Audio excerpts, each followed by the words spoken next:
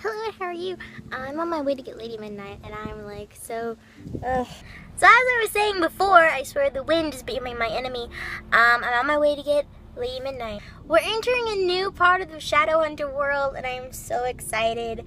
So excited to meet new characters, see old characters that I love. You get to keep checking up on characters, just like the last hours. I am so ready for middle-aged Will. I'm really excited, and this will be chronologically my reaction, my before, my during, my after of Lady Midnight. So here we go.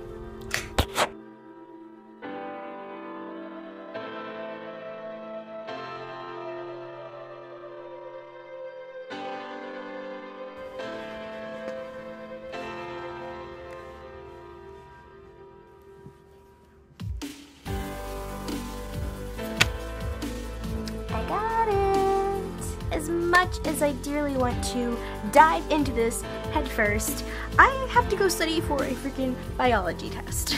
From here on out will contain spoilers. Okay, so I literally have no self-control. I just started reading the prologue, and it said that Jace Herondale and Clary Fairchild each have a pair of a tie. Who is Clary's pair of a tie? Is it Izzy or is it Simon? I need to know.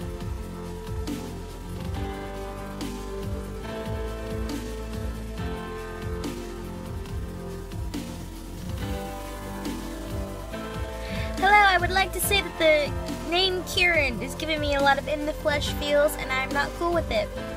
I love the fact that she made a character. I can't tell if he has Asperger's or autism or what, but he just hugged Julian, and it makes me so happy. So I'm at the 2009 Idris flashback, and I'm getting gem feels, and I'm getting Clace feels, and yeah. Julian said that he's wished that he and Emma were married and that all of the kids were their kids. And I need a minute. Good morning. I only have like 6 pages left, but freaking plot twist! There's another hair. What is happening? Well, I finished it. I have a lot of things that I want to talk about, so here we go. I know I changed my mind. I need to lay on my floor for a minute. So this is the after portion of this video. I finished the book. Okay, so you saw a lot of my feelings while I was reading it. This morning I finished it, and then while I ate breakfast, because I hadn't eaten anything, I just got up and started reading. I watched Christine Teen May's video about it, and it was beautiful, and I love her so much. And I want to talk about my feelings about Lady Midnight, the first book in the Dark Artifice series by Cassandra Clare. Okay, first I want to talk about the Ty character. I mentioned this a little bit during my reading of it. I'm assuming he is Asperger's. I cannot express how happy it made me that she wrote a character like this. And the fact that he's doing what he does, you know, he's a shadow hunter, and he goes out and he helps them and he fights off some demons, and he... Can we talk about Julian's soliloquy of love whenever they were watching Notting Hill? Love isn't chasing someone to the airport. Love means you see someone. When you love someone, they become part of who you are. They're in everything you do. They're in the air you breathe, the water you drink, the blood in your veins. Their touch stays in your skin, their voices stays in your ears, and their thoughts stay in your mind. You know their dreams because their nightmares pierce your heart, and their good dreams are your dreams too. And you know they're perfect, but you know their flaws and deep down the truth of them and the shadows of all their secrets, and they don't frighten you away. In fact, you love them more for it because you don't want them perfect. You want them, you want.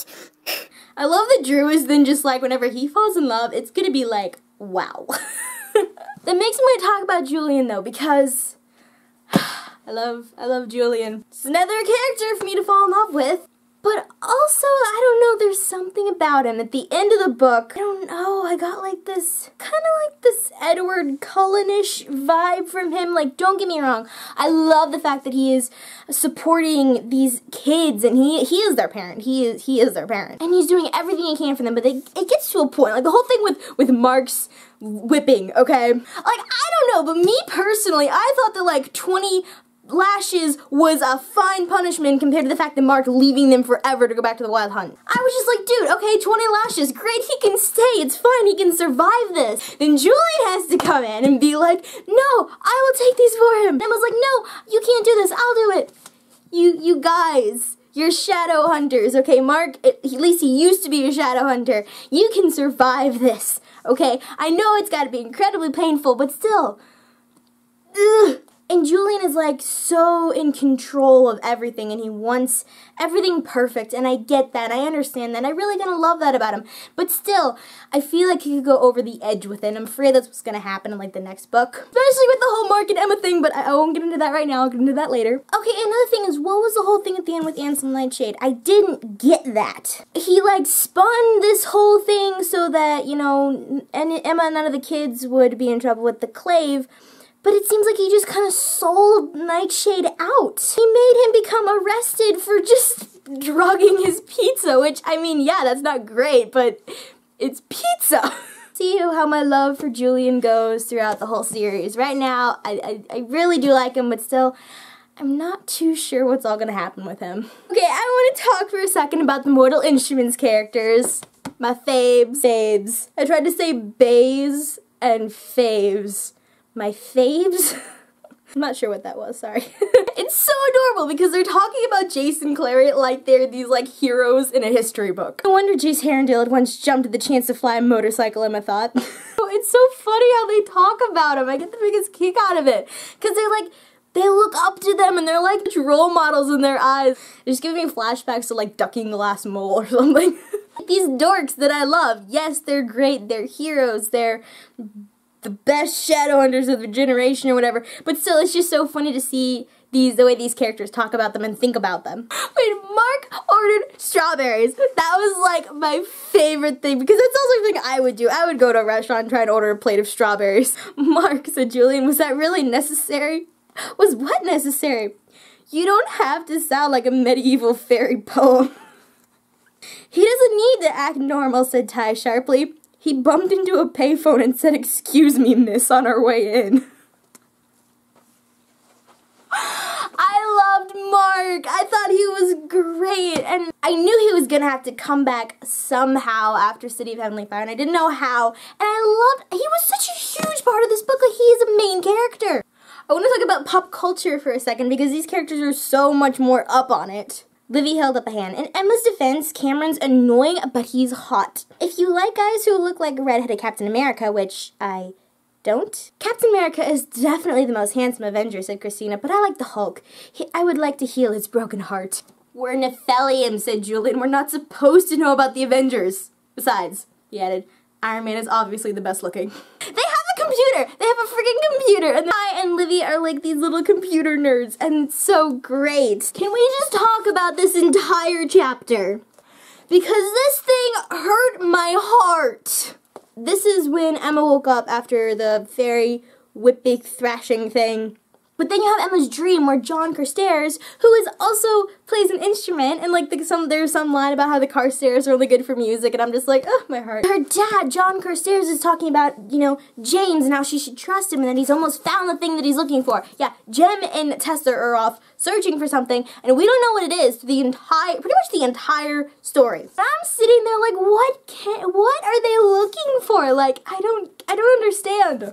And then Emma wakes up, and she and Julian are kind of adorable. And then Julian takes her to his studio, which in like, whenever they first mentioned the studio in like the second or third chapter, as soon as they said there was a room that he didn't let anyone in, I'm just like, that's Emma. Like, you know he's gonna have like pictures of Emma in that room. And guess what he had? It was a little weird, but I mean, it was Julian, so it's okay. He's in love with her, and that's how he finally shows her. They're really not good about this whole keeping our love for each other a secret. Can we talk about that? Hold on, let's talk about that for a second. I busted out laughing last night as I'm laying in bed reading this because it took Jace and Clary 6 books.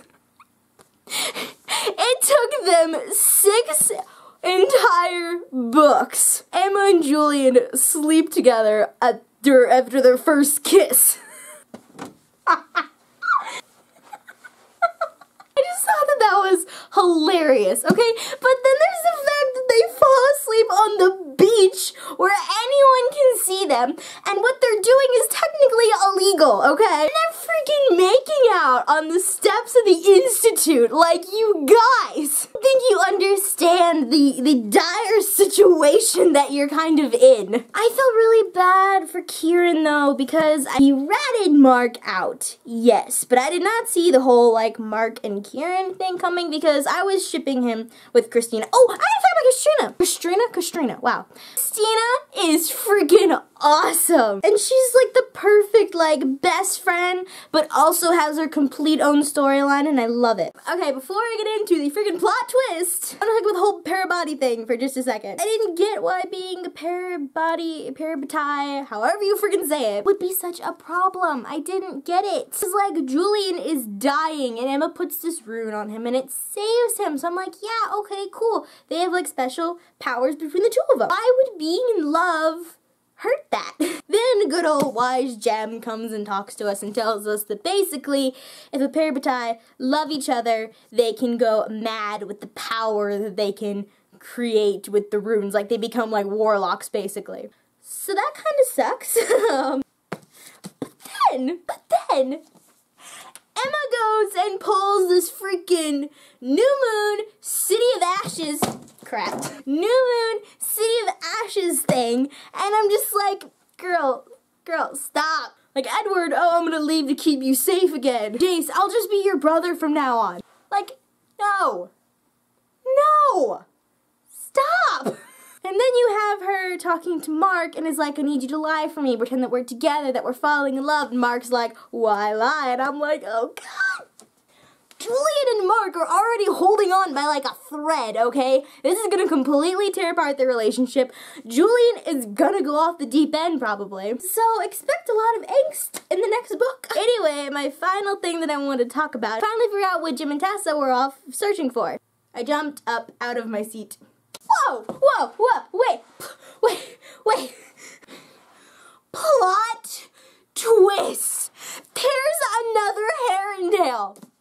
The freaking kid from the prologue that we don't see till like 300 later pages in. It's a Herondale.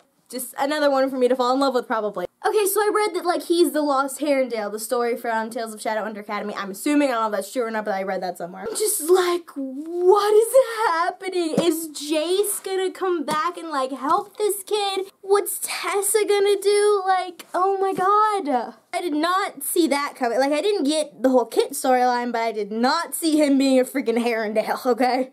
Okay, I think that those are my emotions.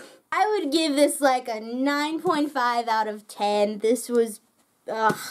I love all of Cassie's books. Her series are really my favorite. This, ugh. The worst part about this book is that now we have to wait for like a freaking year and a half and to read the next one. Ow, that just hit my leg. Oh yeah, that's my feels on Lady Midnight, and I will talk to you later.